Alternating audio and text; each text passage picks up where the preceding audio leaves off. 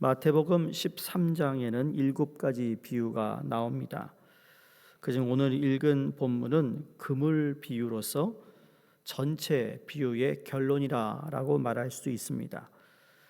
즉 천국 비유를 말씀하는 가운데 과연 우리가 무엇을 해야 할 것인가, 준비할 것이 무엇인가 하는 것을 구체적으로 그물 비유에서 말씀해 주고 있습니다.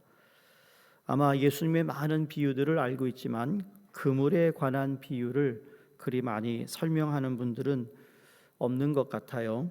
그래서 우리가 알고 있는 비유보다 우리가 잘 익숙하지 않은 비유를 오늘 선택을 했는데요.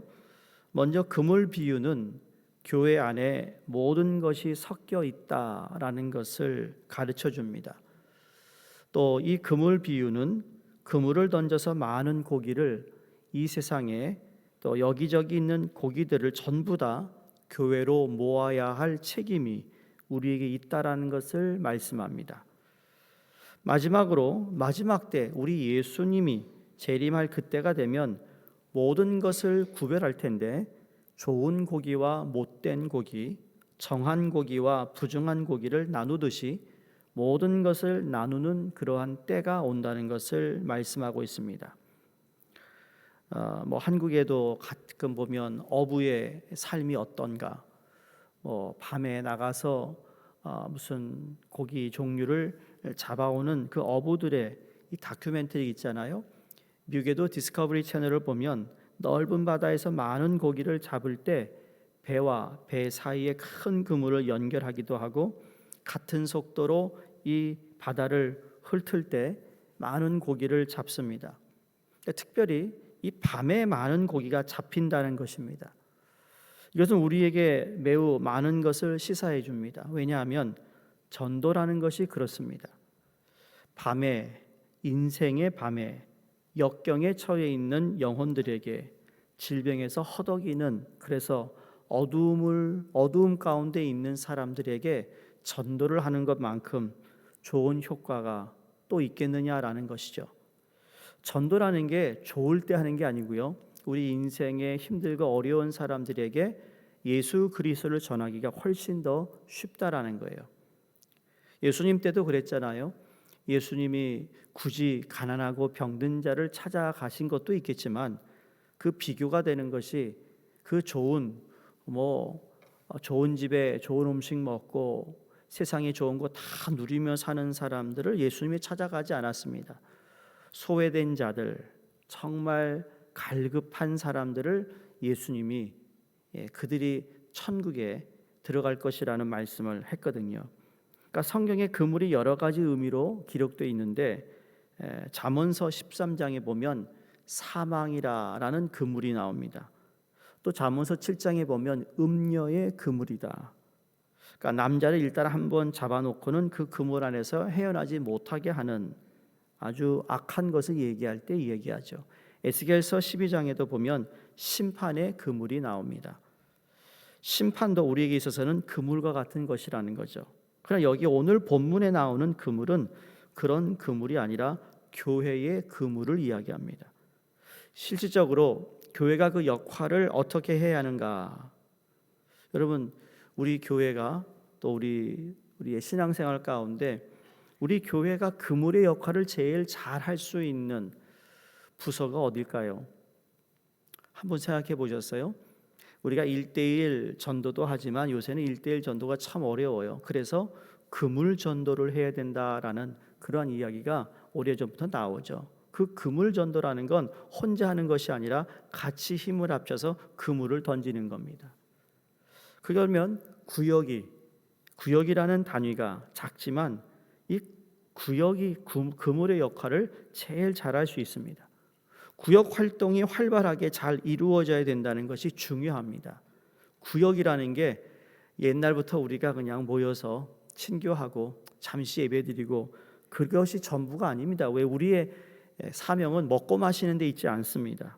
어떻게 하든지 한 영혼을 구원하는데 교회가 끝까지 내가 죽을 때까지 해야 할 일이라는 거죠. 그런데 만약에 구역에 그물에 만약에 구멍이 한번 터지고 나면 우리가 아무리 고기를 잡아도 고기가 술술술 도로 다 빠져나가기 때문이죠. 그래서 어부들은 그물을 던지고 그리고 다시 돌아왔을 때 그날 밤 다시 그물을 기워야 하는 이유가 거기에 있는 것이죠.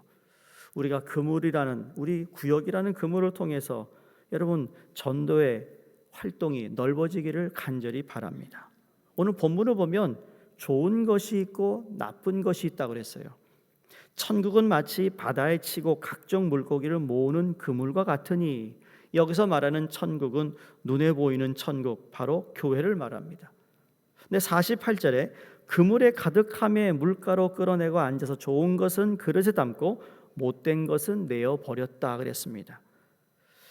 이 말씀을 보면 여러분 레위기 11장에 하나님께서 이스라엘 백성들에게 음식에 관한 그 규례를 설명해 줍니다. 11장 2절에 이렇게 말씀하세요. 이스라엘 자손에게 고하여 이르라. 육지 모든 짐승 중 너희의 먹을 만한 생물은 이러하니 짐승 중 무릇 굽이 갈라져 쪽발이 되고 새김질하는 것은 너희가 먹되라고 말씀합니다. 짐승 중에 먹을 수 있는 것은 두 가지 조건이 있어야 된다는 거죠. 하나는 굽이 갈라져야 되고 두 번째로는 새김질하는 동물입니다. 무슨 말인가 하면 굽이 갈라졌다라는 의미는 이 세상과 구별됐다는 뜻이에요. 다시 말해 거룩함을 뜻하고 있습니다. 그 다음에 새김질이 한다는 것은, 새김질하는 동물은 맹수와 같은 육식 동물이 아니라 채식을 하는 동물입니다. 풀을 뜯어 먹고 나서 적이 없는 가장 평화로울 때 먹은 것을 다시 되새겨서 새김질하는 것. 그러니까 새김질한다는 말은 다른 동물들에게 해를 끼치지 않고 평화롭게 지내는 것을 뜻합니다. 그 다음에 물고기는 어떤 것을 먹어야 하는가?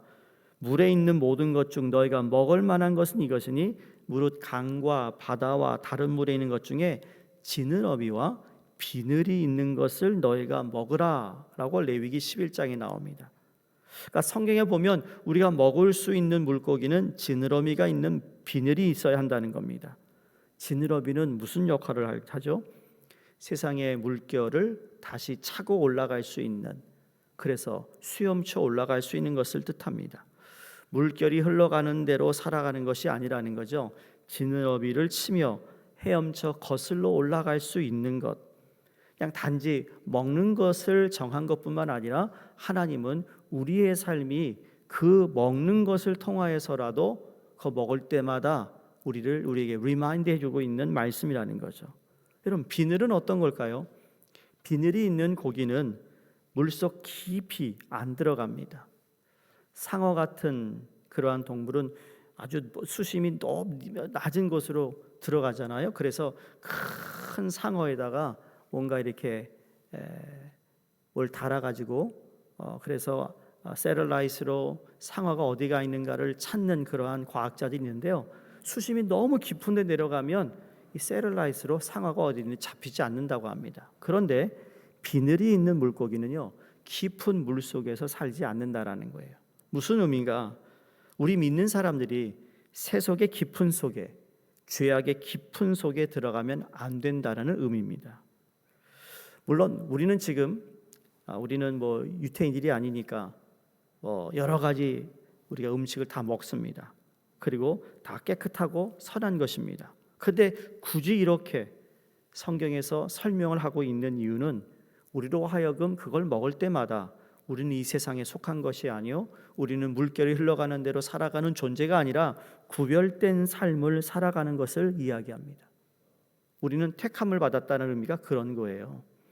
내 생각과 내 감정으로만 살지 않아요.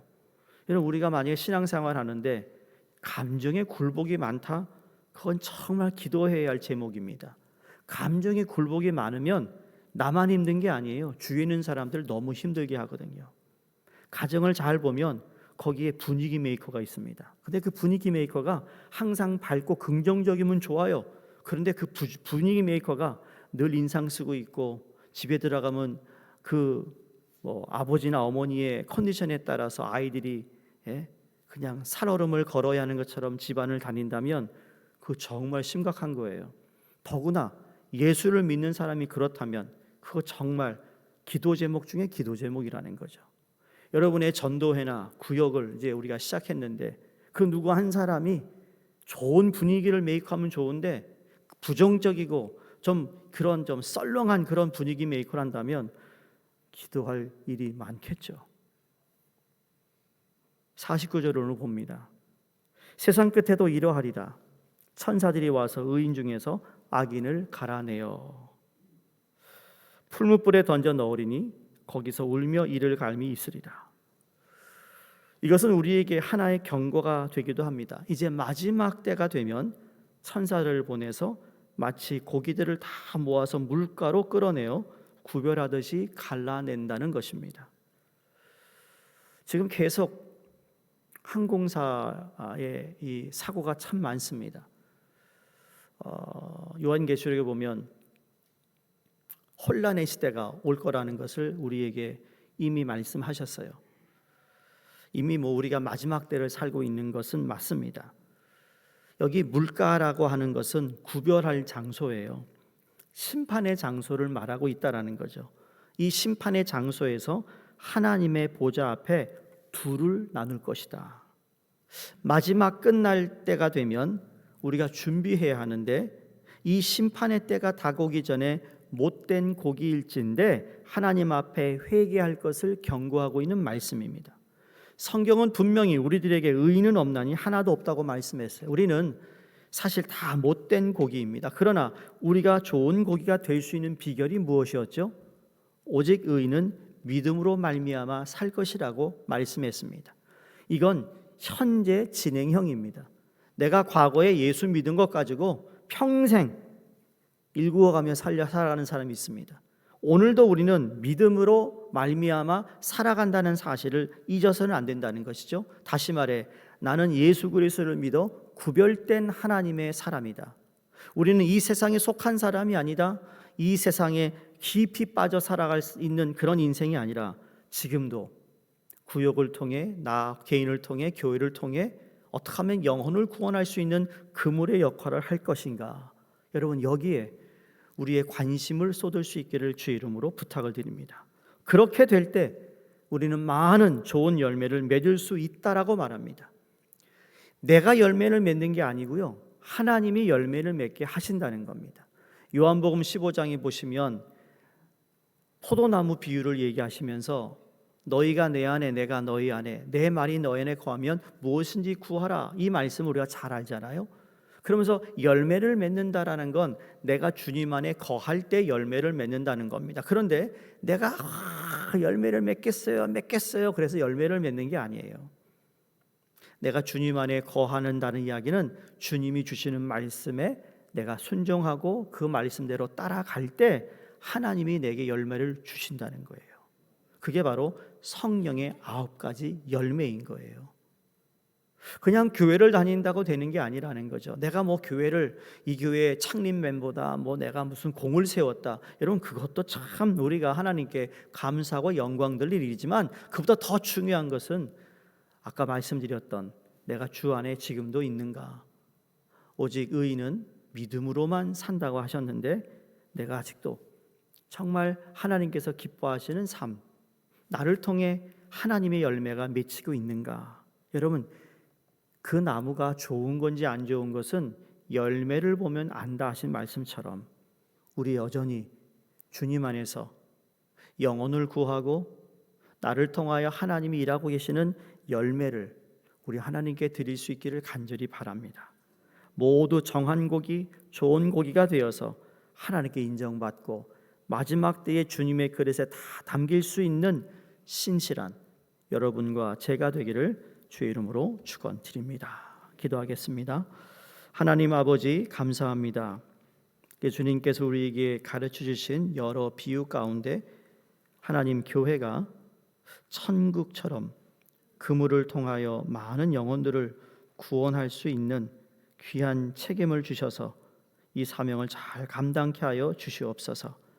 마지막 때를 살아가고 있는 저희가 깨어서 기도하게 하여 주시옵시고 세상 끝에 끝날에 어떠한 일이 벌어질 것인지 이미 말씀하셨기에 하나님 우리가 더 이상 그냥 이 땅만 바라보고 사는 것이 아니라 하나님의 나라를 바라보며 살아갈 수 있도록 도와주시옵소서. 오늘 말씀처럼 풀무불에 던져 넣은다는 말씀 앞에 하나님 후회하거나 울며 이를 가는 어리석음을 우리가 행하지 않도록 우리를 깨우시고 오늘도 우리와 함께하여 주시옵소서. 감사드리며 예수님 이름으로 기도드립니다. 아멘. 오늘은 중앙아시아권 선교를 위해 기도드립니다. 정춘섭, 김은희, 또 다스제랄드, 리스파 선교사님, 최조영, 홍정희 선교사님 위해서 기도해 주시고, 또 저희 교회 이제 양육반이 시작되는데 하나님께서 양육반 신청하신 모든 분들에게 성령 충만함과 사모함과 간절함으로 주님이 원하시는 제자로 세워지게 하여 주시옵소서. 우리 함께 기도하겠습니다. 할렐루야. 하나님 아버지 감사합니다.